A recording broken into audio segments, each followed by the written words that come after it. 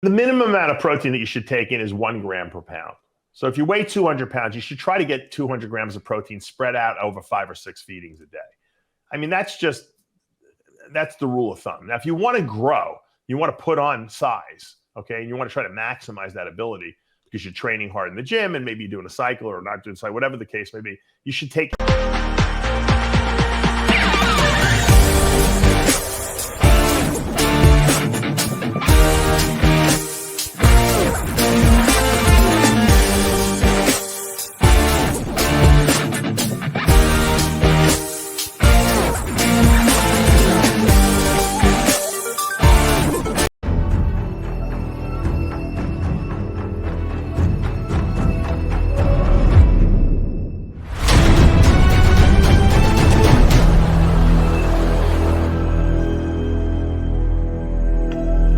I created Species Nutrition with one mission in mind: to provide bodybuilders and serious athletes with no-nonsense supplements that work. I put my name and reputation on every bottle of Species Nutrition products. If you want to be your absolute best, join the evolution.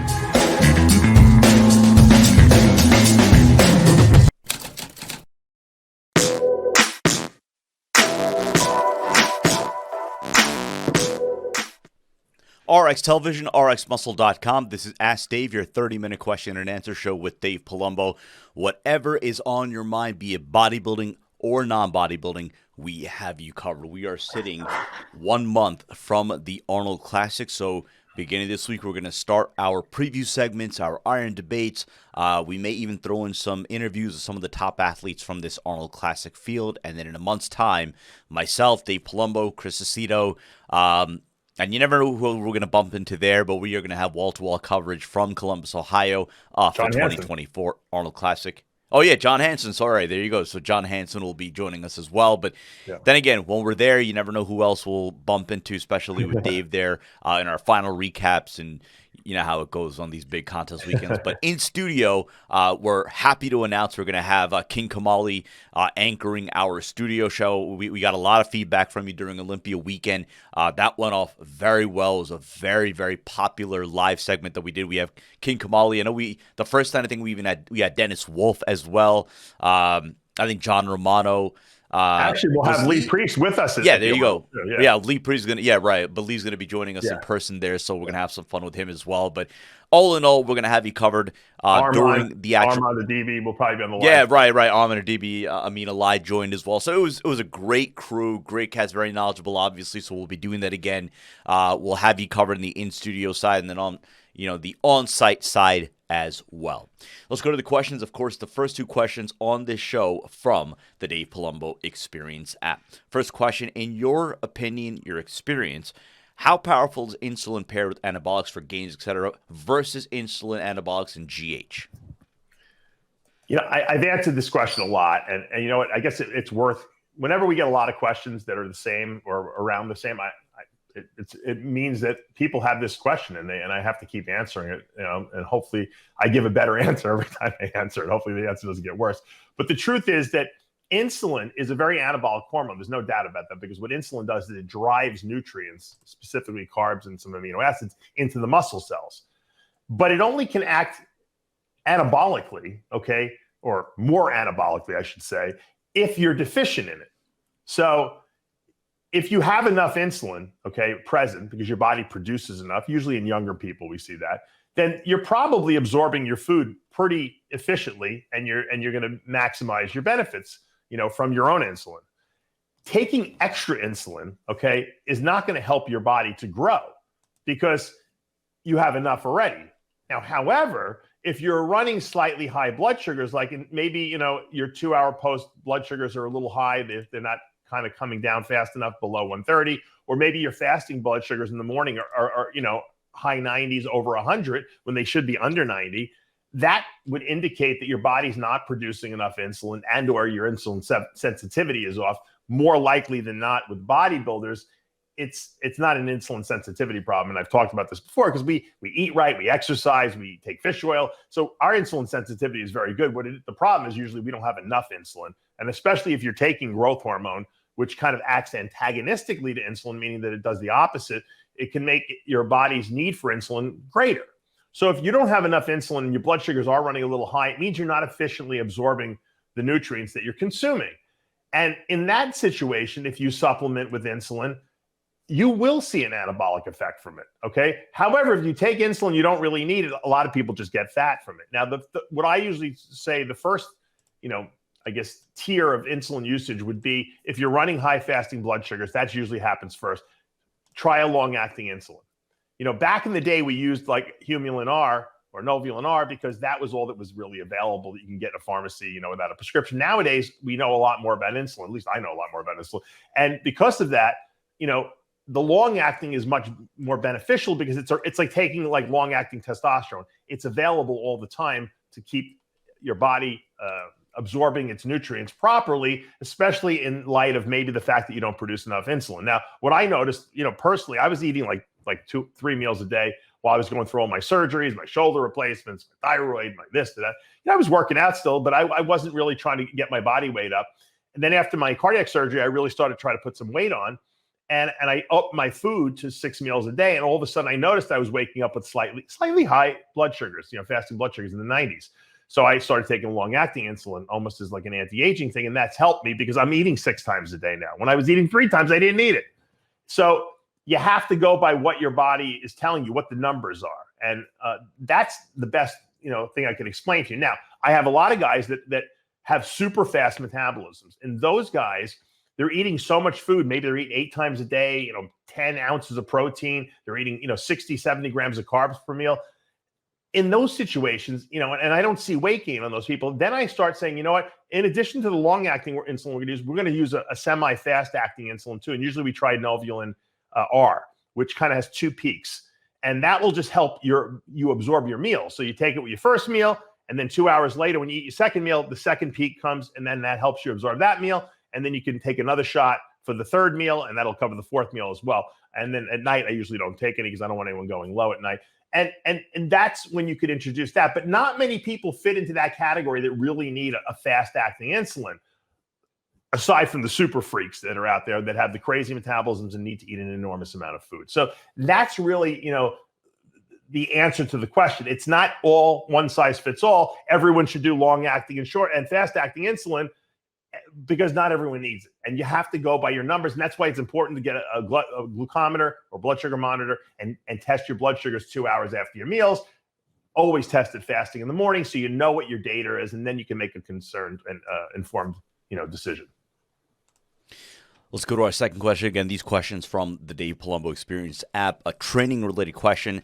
The standard time for a muscle group to recover, I've always learned, was 48 to 72 hours. I've had workouts, granted moderately heavy lifts with sets to failure, where I've gone 4, sometimes 5, 6 days with soreness lingering. Even though I'm 38 now, I've had this going on as long as I've been lifting in my teens.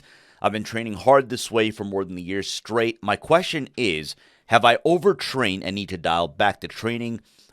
Is this great training results, or am I simply not eating enough after workouts? To answer the question, it could be all of the above. Usually if you're sore for long periods of time after, and it doesn't, usually when you first start, you get sore, right? For the first couple of weeks. Sometimes when you go off a cycle, you'll be sore more frequently because you're not recovering as well.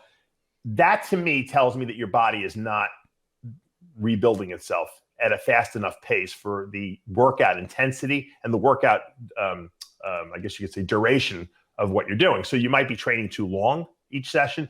You might be training too frequently. Okay, you might not be taking enough days off per week. I ask guys, how many days a week off? I lift every day.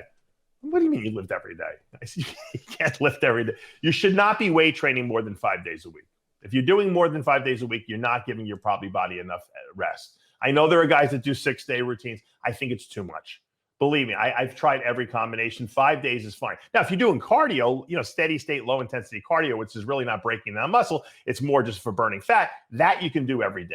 But you cannot weight train every single day. And that's a big mistake. Now, some people can only get away with 4 days a week because they train with such intensity, okay? And they're lifting heavy weights, and their body just needs more time to recover. So you have to kind of go by how your body feels. If you're always fatigued and you're always sore, that's telling you you're not recovering. Now, having said that, it could also be the fact that maybe you're not eating enough protein, or maybe you're not consuming enough fats, or you're not sleeping enough at night. So there's a lot of variables to consider. He didn't really give us that much information, so it's hard for me. If I was doing a consult with him, I'd ask him all these variables, and we would figure out what's going on. Sometimes I get guys who tell me this, and then I find out that they're working overnights. They're coming home, they're sleeping 3-4 hours, and then they're going about their day, and then they're not getting enough rest is what's happening. And in those situations where they just can't sleep more, you're going to have to just train less frequently because your body is taking much longer to recover. It might take you double the time to recover. So that's something to consider. Sleep is super important for bodybuilding. Even if you can catch a 20-minute nap in your car, before you go into the gym, I mean, you got to get enough rest, and that's really important. And these questions are good questions. These are from the Dave Palumbo Experience app, which is an app that I have. It's $29 a month. You get access to all my writings, all my videos that I do. We do a Q&A video specifically for the app. I also answer everyone's questions and put it in an open forum so everyone can see everyone's questions and answers. It's a great learning experience. We put up a workout every single week. It's very popular. We have a lot of members and a lot of interaction on the app. I think you guys will really enjoy it. And, I can't tell you, it's important to keep educating yourself on an ongoing basis. And an app like this is like a learning process because we're constantly doing new stuff. And even rehashing the old stuff is good because it kind of solidifies it in your mind. Also, coming up on Saturday, February 24th, I'm going to be doing a Secrets to Becoming a Diet Guru course. And that's going to be, online. Let me pull it up here. And you can click through my website and through the link, and you can sign up. It's pretty much, if you want to learn how to be a diet coach, we go over diet, supplementation, performance-enhancing drugs, off-season pre-contest, men, women, detoxification, site injection. I go over everything. It's a 9-hour class. We take an hour for lunch. And the great thing about the online version is that you can take it anywhere in the world, and it gets recorded. So you can watch it as many times as you want because it's a lot of information. Plus, you get my 100-page Secrets to Becoming a Diet Guru manual. Okay, you'll be sent it in a PDF format the day of the course, and that will be extra information above and beyond what I even talk about. So it's a great resource. You can sit on the toilet and read that all day long, and you're going to get a lot of great information. So that's all my years of knowledge, in one book with all my protocols in there. So it's a really great thing. If you talk to anyone who's taken the course, I have guys that have taken it 3-4 times. It's a lot of great knowledge. If you're a coach out there, even if you're a good coach, it's always important to keep enhancing and enlarging your knowledge base. So give it a shot. Check it out at DavePalumbo.com. So those questions from the Dave Palumbo Experience app and the Secrets of Becoming a Diet Guru course on Saturday, February 25th. Let's go to our Instagram questions. Again, if you're not already following us on Instagram, official_RxMuscle. Let's go to Nico Cantemir. My PSA goes to 8. And then I'm not sure exactly what he's asking here, but says could be the high estradiol value, 271. I'm not sure if he's relating those two as the cause or he's asking what's the cause of that. Right. High PSA levels sometimes can be due to like an infection in your prostate. Some people get what's called prostatitis, and you just need a simple course of antibiotics, and that can solve that problem. But that would raise, your PSA sometimes. Some people have PSAs that go up. That's prostate-specific antigen. The reason we test that is because if it goes too high, it could mean that you either have prostate cancer, okay, or it could mean that you have an infection or something's going on in your prostate. It's different than just saying you have an enlarged prostate. It's a lot of men, as they get older, their prostate gets a little big, and sometimes it's hard to pee, and that's why I recommend people take finasteride and stuff like that. But a high PSA is different. You can have a normal sized prostate with a high PSA level, and they a lot of times they will watch that because they want to make sure you don't have cancer. They might do an ultrasound on your prostate. They might even biopsy it at some point if they're concerned, and just to make sure that there is no prostate cancer going on. The good news is that even if you had prostate cancer, usually it's very slow growing, so they can kind of catch that and do something about it. But there are things that raise PSA. Like I said, I know this one guy who's having sex like 5 times a day, every single day with this new girlfriend of his, and he got into prostate infection. It just irritated it, and his PSA was high. He was having a nervous breakdown. And I told him, I said, look, take some antibiotics. And I said, let's see what it goes down. And of course, it dropped down to normal. So all high PSAs don't mean you have something like prostate cancer. It doesn't, there's a lot of different, reasons for that to happen. If you're sick, sometimes it goes up. Sometimes people just genetically have high PSAs. It just runs in the family. So obviously you don't want to neglect it. You want to keep an eye on it, but I wouldn't have a nervous breakdown about it. Let's go to Made a Man. Taking DHEA on TRT, is there any point? In women, the adrenal glands produce DHEA, dihydroepiandrosterone, which is a precursor to testosterone. So in women, they crank the stuff out from the adrenal glands, and then their bodies will convert as it needs that hormone into testosterone through a pathway. And that's really what helps them to put muscle on and recover and all that stuff, have sex drive, etc. In men, we don't really get a lot out of DHEA because most of the testosterone in our body comes from our testicles. Now, there is some sort of immunomodulatory effect, meaning that it somehow modulates or adjusts the immune system, supposedly, and it does have some sort of a metabolic boosting effect in men. And I remember when my father, I think he was like 60 years old, and he was complaining about, sex drive, and I put him on some DHEA, about 200 milligrams a day. And this was back in, I think, the 90s. And he said he liked it, which my father never thought anything worked. So he said he felt it. And then, later in his life, I put him on testosterone because it wasn't doing enough. But if you're taking testosterone replacement, it's probably not going to do anything. Can it hurt? No, it can't hurt. But you probably don't need it. For women, I always recommend, because these women go to these clinics and they want to put them on testosterone. And I'm like, first step for a woman who's having sex drive issues, or even, maybe they're not building enough muscle, try DHEA, 25 to 50 milligrams a day. A lot of times that solves the problem. And if that doesn't solve the problem, I would rather see a woman use Anavar before they get put on testosterone, because at least Anavar has no side effects. So DHEA is great for women. For men, sometimes it works, and sometimes it doesn't. But if you're on HRT, I wouldn't bother. Let's go to NY Bigger. I really enjoy when we have fans that reference your answers from previous episodes. So he's referring to something you mentioned about different forms of cardio from, I believe, last week. Calorie burning cardio and fat burning cardio. Of the two, which is better for heart health? Well, high intensity, cardio, like you would get. I think we both hit the button at the same time. High intensity cardio you'd get from, raising your heart rate over like 135 beats a minute is going to, it'll burn more calories, like we said, but it's not going to burn the right calories. It's using carbohydrates as a fuel source. That's going to work your heart more, right? Because the higher you can raise your heart rate, the more the heart gets a workout, so to speak. Whereas when the heart rate is under 130 beats a minute, in the 120s or 110s or even, 105, you're burning exclusively fat. There's no, and the heart is still getting a workout. It's just not getting, it's not being challenged as much. So your heart is definitely beating faster. Obviously, it's pumping more blood. It's circulating blood. So you're getting those health benefits from it, and you're burning exclusively stored body fat as the fuel source. However, if I was just interested in looking better, in other words, being leaner, I would do low intensity cardio. That's why most of the physique athletes, we work with, that's all they do, because there's no reason to do anything super crazy high intensity, especially because you're overworking your legs a lot of times, and you might be breaking down, muscle tissue in your legs, which you don't want to do. If you're trying to train for like a triathlon, or I have some people that, they're in the military, they got to be able to run 2 miles in under 10 minutes or something, or excuse me, not under 20 minutes, that's a different story. I might have them go a little higher, intensity, because they got to get their heart in better shape so that they can, achieve a certain time when they're running.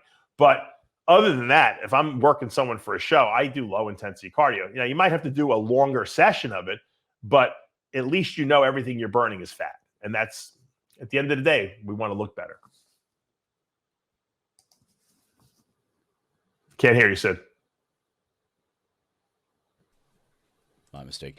Okay. Frankie wants to know why libido goes down when you switch esters, SIP to enanthate.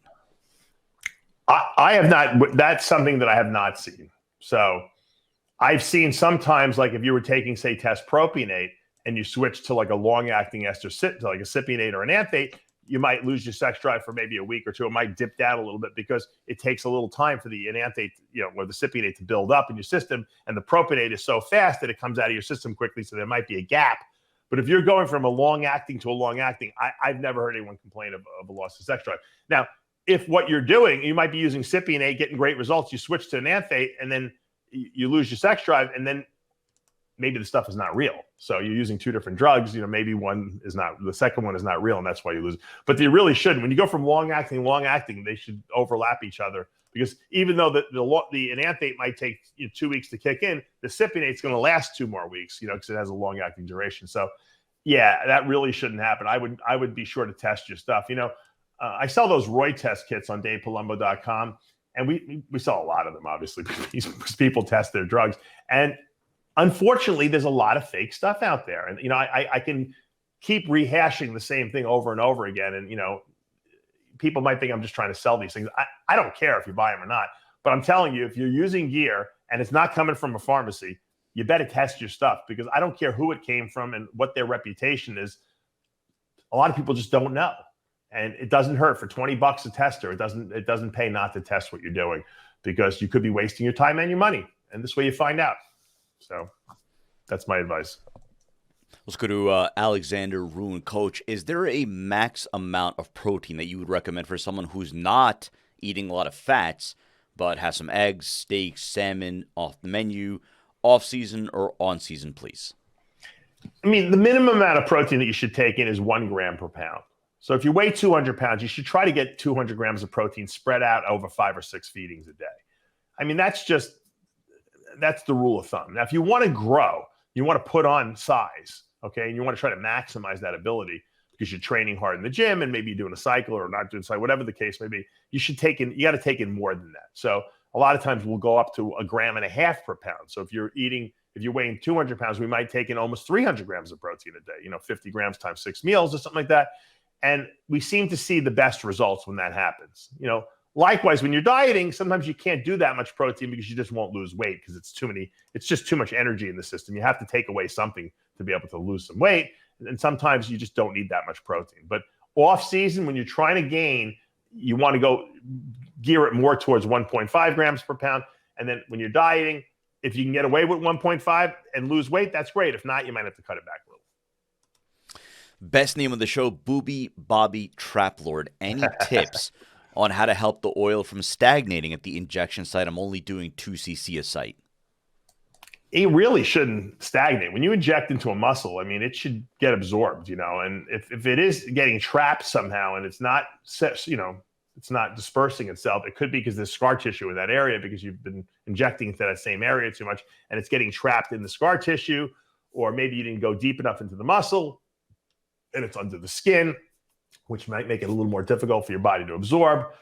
I mean, in the worst case scenario, if you realize that you're getting a pocket there where you're feeling like it's not getting absorbed, then go get a deep tissue massage or put a massage gun on it and just let it, spread it out, disperse it yourself. That's probably the best thing. Probably what you're going to notice when you do that, if you use a massage gun, it's going to get the whole arm is going to, wherever you're injecting, your shoulder, it's going to get all swelled up initially. And then over the next 2 days, your body will absorb it because now you've dispersed it. But that's my recommendation. The massage guns are really good at doing that. Obviously, if you have someone who's massaging you regularly, they can do it also. But the massage guns can get the job done. Let's go back to NY Bigger. Good question here about the physiology behind legs and why they're almost impossible to grow after a certain age. Can you explain that? And how can other body parts respond fine while legs have little to no response to training? Same body, yet different responses between upper and lower body. And then I guess he goes on to ask, how is your leg development coming along these days? Yeah. Legs are very genetic. If I didn't have that torn right quad, like where I still have a partial tear in there, they never repaired completely, I probably would have a lot bigger legs because my legs still respond. I just can't, and I can't squat because I don't want to tear whatever's left there. So for some reason, and I have the fused ankle on that, so I really can't do. If I squat, my legs grow. But I mean, look at Greg Valentino's legs; he's got really good legs. So if you have genetically good legs, you could probably get back to what if you don't have any major injuries. But I think what a lot of guys have as we get older, and especially guys that have been training for a long time and squatting and doing, heavy pressing movements, is I think the spine, the nerves that come out of the spinal, column, I think they start to get a little compressed. And if you compress a couple of them, they're still firing. In other words, they're still innervating the muscles and allowing the muscles to work, but maybe not 100%. Maybe you only have 85% of innervation happening because some of those nerves are not getting to the target to tell it what to do. So I think that's what happens. That's my theory, at least, that, guys who've been training a long time and they get a little older, your spinal cord is not as hydrated. It shrinks down. That's why you lose, pretty much everyone in my age range has lost at least an inch, in height, because that's just what happens when you get older. Your spine compresses a little bit. And when it compresses, you're compressing a lot of those nerves. And unfortunately, I think it affects the lower body more so than the upper body, probably because you have a lot of weight on there, and it's the lowest point. Remember, the spinal nerves that come out of the lower spine is what innervates the legs. So think about all that weight compressing. So the upper spine is not going to be compressed as much as the lower spine, and I think that's why it translates into the lack of leg development as we get older. And it seems to happen to everyone to some degree, but guys who have better genetics for legs are not affected as badly, but I see it in them too. I notice it in myself as well. I don't have quite the development. Although I still, if I flex my legs, you'd be like, oh, they look freaky, but they're not as big. They're not nearly as big as they were. So everyone seems to have that little bit of shrinkage going on there. And I think, once again, it's just it's because of age, really what it is. Let's go to Swit. Regardless of being on cycle or off, as soon as I start to cut body fat, my strength skyrockets. I often found that I'm stronger going into shows than when I started a prep. Food and training is always consistent. What could be behind this rise in strength? Yeah, I think I used to notice that too when I first started dieting. Toward the end of the diet, I'm not stronger. But, when you lose a lot of bloat, you'd think the bloat would give you more strength because it kind of supports the joints. But sometimes excessively being bloated and holding a lot of body fat, it's fatiguing, So when you start losing a little bit of body fat and you lose some of that fluid retention that's kind of restricting the joints, you have better flexibility, your energy levels are higher. And I think that, your strength goes up because of that. Because I think a lot of people have issues with flexibility. And I think a lot of people, feel fatigued because they're carrying around all this extra weight. But if you notice, and most people will confirm this, you get stronger up until a point, and then, like I said, the last 4 to 6 weeks, you notice your strength start going down as body fat gets really, really low. So, that's why I tell people, push as long as you can. Don't lighten the weights up purposely because they're going to get lighter eventually. But, you just never know when. The more I was able to eat on my diet, so the leaner I stayed in the off season, the more I was able to eat leading into a show, the stronger I found myself that I stayed. But even at my peak of my powers, where I was only really dieting for 4 weeks before a show, the last couple of weeks where I got weaker. It didn't matter that I wasn't dieting for 16 weeks and I was only dieting for 4 weeks. I still got weaker because when your body fat's super low, and you just have no reserves left, and that's just comes with the territory. So keep the strength up as long as you can. Lift as heavy as you can with good form and full range of motion. And if you lose strength, don't worry about it because your body only knows what it feels anyway. So I hope that answers the question. That's my theory, at least. Let's go to M. Seta. Should you take liver health supplements like Tudca or NAC while on cycle with orals, or when you come off cycle, or at all times? I always did it when I came off cycle. I always did and I really I don't make my own liver product. I sell Bill Llewellyn's Liver Stable. I really like that product a lot. And because I like it so much, I said, hey, Bill, why don't you just wholesale it to me and I'll sell it on my website. So I sell it on DavePalumbo.com. And, but the reality is if you can actually afford it and it can fit into your budget, it behooves yourself. I mean, there's no negative to taking it all year round. It's funny when I was using anabolics, I wasn't using any liver, cleansing products, which is what I should have been using, right? I only used them when I would go off. And now that I'm not doing any anabolics, I'm just doing a little HRT. I'm on like a liver product all the time. I'm on Liver Stable. So the advantage is that, milk thistle and Tudca and those supplements open up the bile ducts inside the liver, which is where all the garbage goes. It gets dumped in this. So the liver detoxifies, throws all the stuff into the bile ducts, and it drains into the gallbladder. And then when you eat a fatty meal, the gallbladder releases it into the intestinal tract, and then you just poop it out.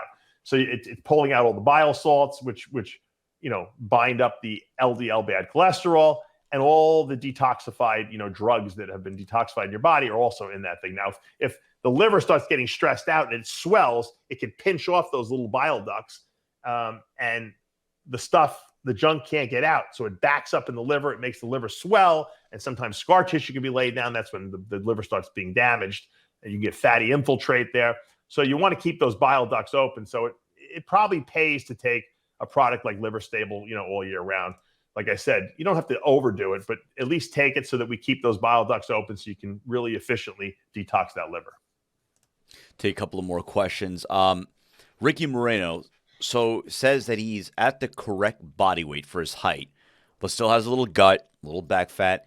The goal is to see, to have the abs and obliques to be more visible. He's asking if he should continue dropping weight. My question would be, to what extent should he continue to drop weight until the abs and the obliques will be visible? Yeah. Well, I mean, that's a personal decision, of course, but, and I don't know what his diet is or anything that he's doing, his cardio, if he's on fat burners, but if he's got fat on him, he can lose it. All right. Everyone can lose fat. Okay. It's just a matter of having the right strategy and the right plan and following it diligently. So there's never been a person I've not worked with that who gave 100% of the process that couldn't get in shape. Even people with the worst absolute genetics of all time, I've gotten them lean and ripped. Okay. So once again, a lot of times, there are people that have been working with coaches that they've been on super low calorie diets, and they've been doing a ton of cardio, and they're on every fat burner known to man, and they still can't get lean. And in those situations, sometimes it's just too much. A lot of times you have to do the reverse, feed these people more, cut them back on the fat burners a little bit, let their body's metabolism restore themselves, and then start dieting them again. So once again, without all that information, it's hard for me to say what's wrong. But if he still has body fat, it could be lost. I can guarantee that. We'll take one more question. This one is from Jay Schelling, and it is a topic that we have often revisited on this channel. You've done it yourself. You've done it with the help of King Kamali, Amin Alai, and that is Craig Titus. So do you have any Craig Titus stories? He says he would love to hear them. Are there any that you feel as if maybe you haven't shared before that you want to share now? I don't know. I have to prepare and think about it. As disgusting and as heinous as whatever happened with the death of Melissa, their assistant was, and that obviously Craig is paying the price. He's been in jail for 20 years now. There's nothing good that can be said about whatever poor decisions they made on that night. That the poor girl was killed.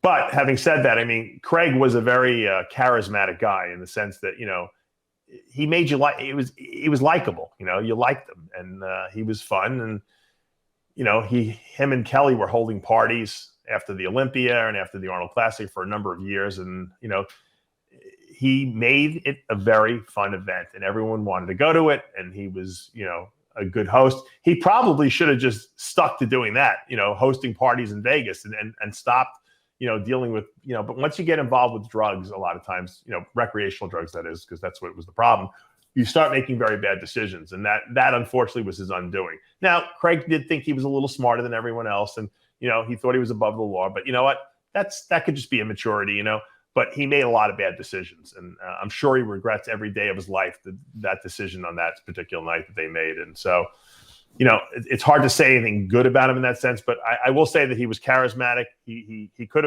made money in the industry. He was a hard worker, but at the end of the day, it's a tragic ending to his life. Because really, I mean, he could have been very successful businessman if he would have applied himself in a positive, more constructive way. And, unfortunately he ruined the life of, Melissa, and then, Kelly, obviously, she's out of jail, but we haven't heard or seen her. I'm sure she's, her life was ruined.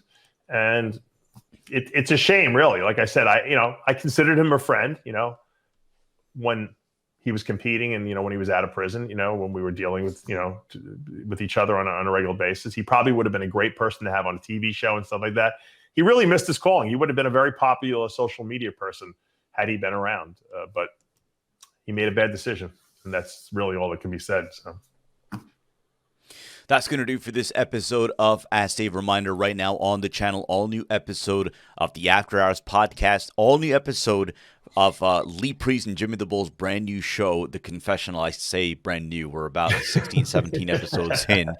But in the grand scheme of things, still very, very much new in the scheme of RxMuscle.